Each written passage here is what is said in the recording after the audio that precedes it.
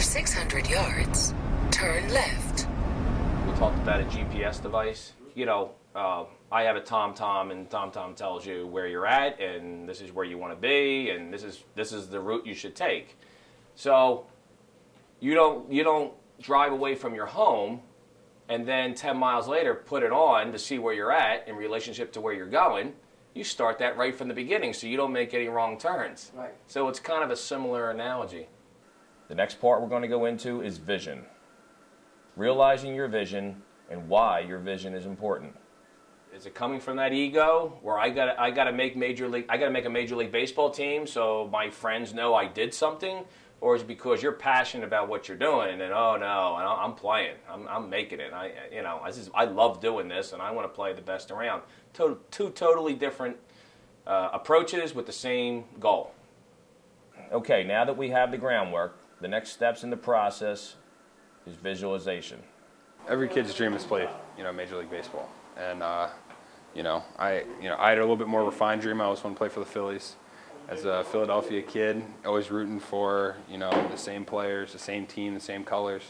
Going to games as a kid, I always wanted to play, for the Phillies. That was it, and that was my dream. And it was just such a big deal to me.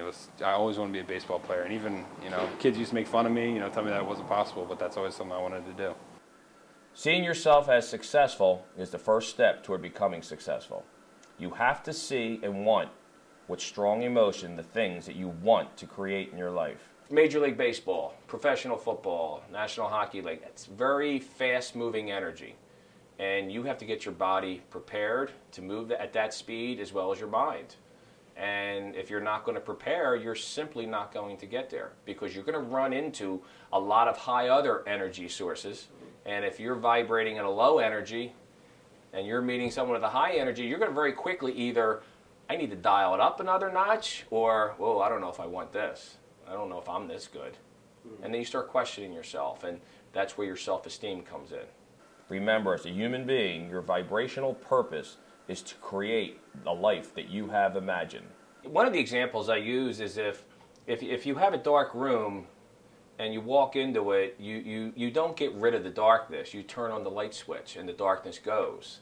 So in other words, don't focus on the darkness, focus on the light, where you're going, and those other things will take care of themselves. Because the thing you got to remember here is that life itself is meaningless.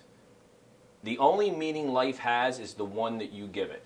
And if you can focus on that, not where you're at, but where you're going, the fear will start to dissipate just like the darkness in the dark room.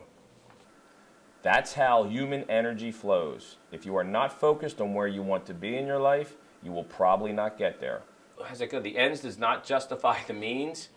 The means is the journey that you're on in life to begin with. And if you want to play Major League Baseball, well, then you start right where you're at and you enjoy where you're at. That's the first step. And if you feel like you're incomplete because you're not in Major League Baseball, or you're trying so hard and I'm willing this to happen, and you're going the wrong way. You have confidence in yourself. I love playing this game. I'm going to be the best I can because I want that.